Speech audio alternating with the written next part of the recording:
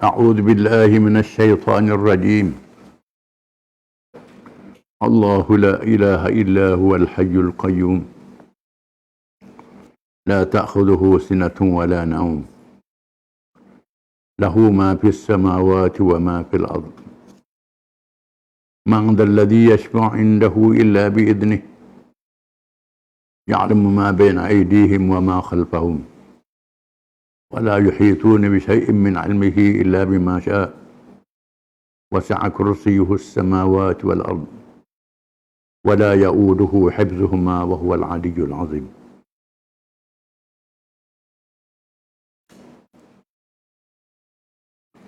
Allah tiada Tuhan yang berhak disembah malaikat Dia, yang tetap hidup, yang kekal selama-lamanya mentadbirkan segala makhluknya, yang tidak mengantuk usahakan tidur, yang memiliki segala yang ada di langit dan yang ada di bumi. Tiada siapa yang dapat memberi syafaat pertolongan di sisinya, malaikat dengan izinnya, yang mengetahui apa yang ada di hadapan mereka dan apa yang ada di belakang mereka.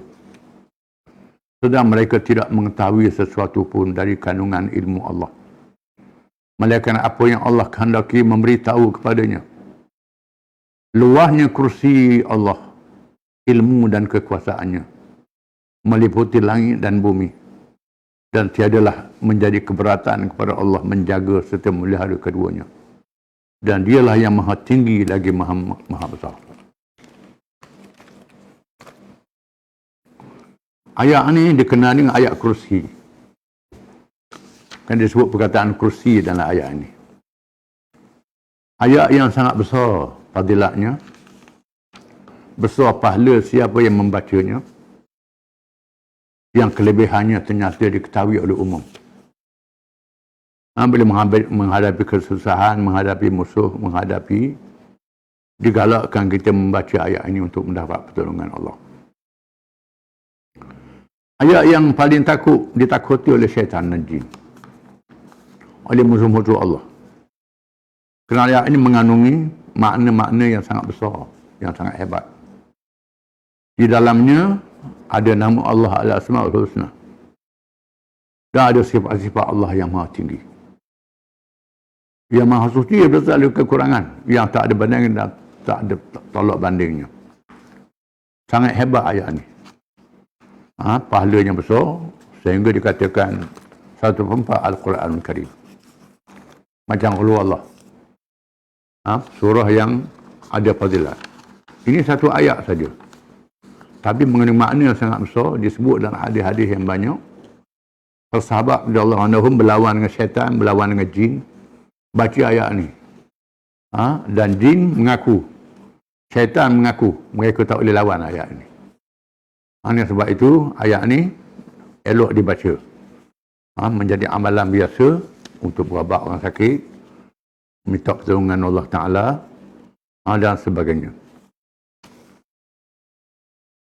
Dia tafsir saja. Allahu la ilaha illahu. Allah yang tidak ada Tuhan malaikat Dia. Sudah disebut acap kali perkataan Allah ni lafzul jalalah. Lafaz yang sangat agung, yang sangat hebat, yang tak mampu diterjemah dengan apa-apa bahasa sekalipun. Saya pernah hadir dialog dengan penganut agama lain, bincang tentang penggunaan kalimah Allah yang kecoh beberapa tahun lalu. Perjumpaan di Kuala Lumpur, di mana Padri, Sami masing-masing sebut tentang agama masing-masing. Saya menarik agama Hindu yang agama syirik. Dalam mentera ada perkataan Allah juga. Dia tak tahu pun dia Allah. Allah dia sebut. Dia baca mentera je. Allah. Saya heran. Rupanya perkataan ini sudah ada ribu-ribu tahun. Allah ni ditafsirkan dengan makna semua nama-nama Allah duduk dalam perkataan Allah itu. Ar-Rahman, Ar-Rahim, 19 nama itu terkandung dalam Allah. Dan semua sifat-sifat Allah itu terkandung dalam perkataan Allah. Perkataan Allah. Yang makna Dia saja Tuhan, tak ada Tuhan yang lain. Hukum Dia saya kena pakai hukum lain. Kata Allah. Walaupun orang terjemah tak kena makna dia. Amalan tak kena makna. Ha? Terjemah perkataan Tuhan, God, Khodaya, bahasa Parsi. Tak siapa maksud perkataan Allah. Allah ni selalu perkataan yang sangat hebat. Dia guna perkataan Allah juga. Ha? Hanya Islam saja yang boleh memberi makna yang tepat perkataan Allah. Bukan Islam walaupun dia sebut Allah pun, tapi amalan dia tak betul. Dia kata Allah, tapi dia lantik Tuhan yang lain daripada Allah. Itu tak kena. Ha? Kata Allah mana tak ada Tuhan yang lain daripada Allah. Allah saja Tuhan yang Maha Esa, tak ada yang lain daripada Allah. Tak ada anak, tak diperanakkan. Qul huwallahu ahad, Allahu samad, lam yalid wa lam yulad wa lam yakul lahu kufuwan ahad. Itu antara menafsirkan Allah. Qul huwallahu ahad. Allah itu ahad, yang satu. Allahu samad, dia saja tepat jadi tumpuan kita nak minta apa-apa. Lam yalid wa lam yulad, tak beranak, tak diperanakkan. Wa lam yakul lahu kufuwan ahad, tak ada sepertinya sesuatu pun. Ha? Itu tafsir kata Allah. Ayat kursi tafsir kata Allah juga. Allah, apa dia Allah? La ilaha illahu, yang tak ada Tuhan malaikat dia. Maknanya kalau dia latih Tuhan lain daripada Allah, dia sebut Allah, tak kena lah. Makna Allah tu tak ada Tuhan malaikat dia. Dia saja Tuhan. Ha? Dia kata Allah, tapi latih Tuhan lain daripada Allah. Itu tak betul. Ha, makna Allah tu, la ilaha, tak ada malaikat dia. Al-Hayyu, yang maha hidup. Hidup yang tidak ada mula bagi hidupnya. Yang tak menerima mati sekali-kali. Yang kekal selama-lamanya. Yang lain semua mati mereka. Allah Ta'ala maha hidup sampai bila-bila.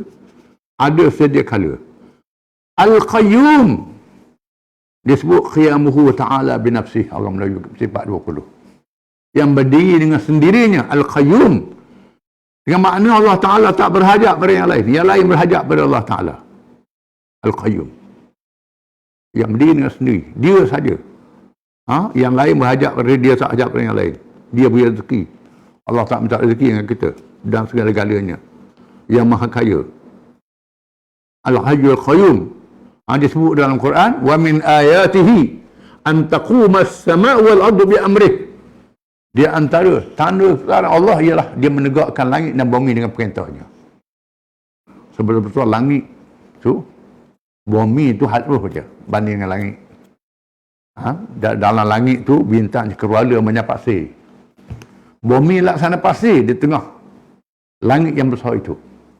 Ha? Semua tu dengan ciptaan Allah, arahan Allah Ta'ala, dengan suruh Allah Ta'ala. Melalui kawasan ni beredar kawasan ni, tak berlagu kecuali bila berlaku kiamat. Berlaku kiamat ni bila manusia cabut paksi. Ha? Kalau gasing buang paksi dia rebah selalu. Ha? Kalau buang tiang dia rebah rumah tu. Begitulah hari ni mereka tebang tarah bukitnya, gadinya, buat ujian nukliernya, jadi hancur lebur. Perjalanan bumi jadi salah, menyebabkan berlakunya kiamat. Kiamat dengan sebab manusia merosakkan bumi ini. Ha? Allah Ta'ala hukum mereka, dibicarakan. Ini hebat. La ta'khuduhu sinatun wala naum. Allah Ta'ala tak ada mengantuk dan tak ada tidur sedikit pun. Tak ada mengantuk, tak ada tidur sedikit pun selama-lamanya. Mengantuk pun tak ada. Tidur pun tak ada. Ingat tidur, mengantuk pun tak ada. Dia sebut dalam riwayat Israiliyat. Ha? Nabi Musa tanya malaikat. Tapi riwayat ni tak. Tanya malaikat, Allah Ta'ala tidur ke tak? Ha? Dalam riwayat Israiliyat. Tapi riwayat musabahnya, Bani Israel tanya Nabi Musa. Ha, itu riwayat yang lain. Ha, Ibn Abbas menceritakan, Bani Israel tanya Musa, adakah Tuhan tertidur? Lalu Allah Ta'ala wahyu kepada Nabi Musa. Ha, suruh malaikat bawa perintah. Nabi Musa pegang dua botol, suruh jaga malam. Yang pecah botol ni. Nabi Musa pun pegang botol. Jangan tidur Musa, pegang botol ni. Pegang botol, sabar malam ngatuk, teratuk botol, pecah botol. Ha, pecah botol. Itu ada dalam kitab tafsir sebut kisah tu. Ha, wahai Musa, kalau Tuhan tu ngatuk, hancurlah langit bumi ni. Hancur langit bumi ni. Allah Ta'ala tak tidur, tak mengantuk. Pernah dalam satu majlis, tak apalah kita selengah sedikit, ketika membentangkan hukum hudud undang-undang jenayah syariat, kita dialog dengan parti DAP. Salah seorang di Parlimen DAP, tak perlu sebut nama dia lah. Dia tanya saya,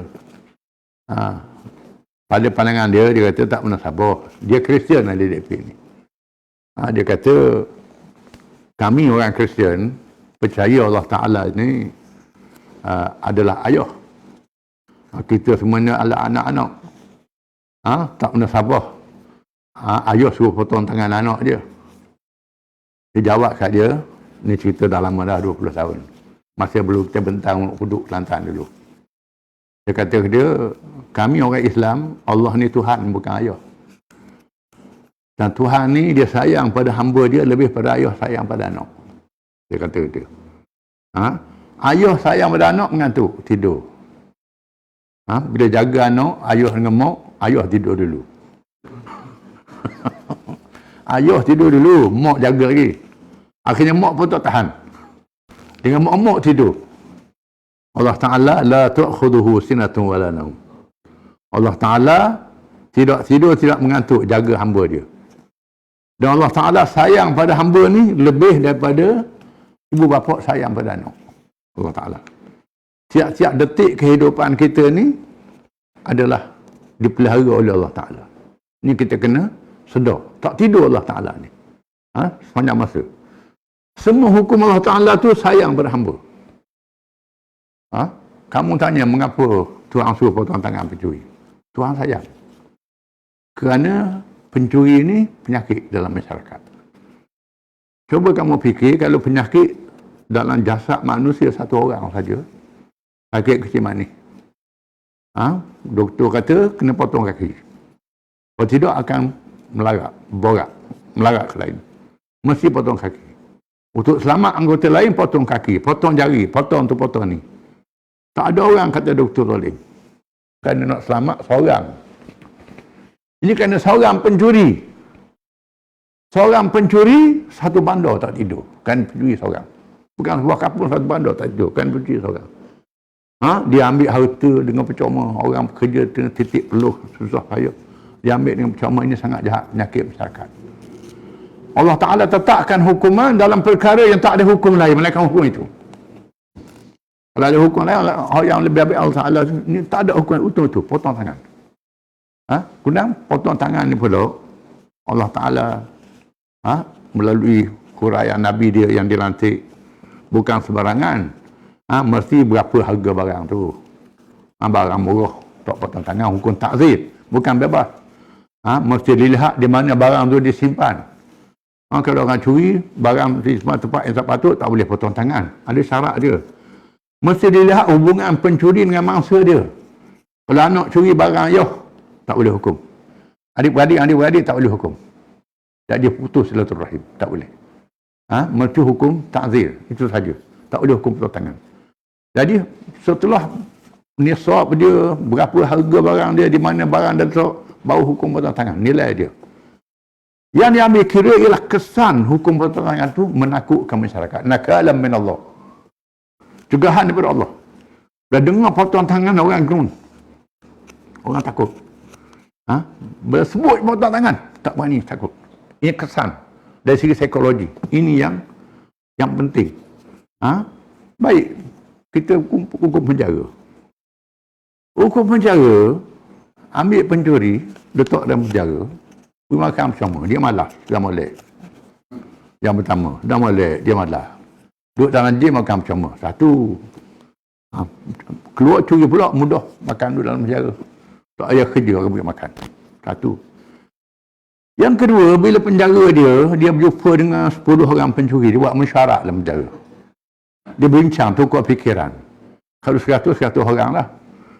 Lepas tu, bila dia keluar dari pasukan, merokok, naik pakat. Daripada pencuri, naik merokok. Penjara ni mendidik lagi orang supaya mencuri. Kemudian bila penjara dia tinggal anak isteri dia. Anak dia siapa dia jaga? Tak ada jaga. Anak isteri masalah sosial apa tak? Melarat. Maka Islam menetapkan hukum potong tangan kerana mengobati penyakit masyarakat. Yang tak ada obat malaikat itu. Bila dengar je potong tangan, maka orang tak berani. Aman. Akan berlaku keamanan. Jangan kamu fikir bila potong tangan tu menyebabkan orang berebut nak suruh potong tangan. Itu tak betul. Kita gambar pada hari ini ribu berlaku kes mencuri, maka ribu tidak. Bila satu je dengar potong tangan berhenti mencuri. Ini dia. Ini rahmat daripada Allah Ta'ala. Ya Allah Ta'ala tu sayang pada hamba dia. Jadi tak betul lah. Alhamdulillah. Wabuhital ladzi kafar. Jadi hak kafir tu tak boleh nak bercakap lah. Senyap. Dia pergi ikut lain pula. Ya tolak tu tetap tolak. Tidak mengantuk.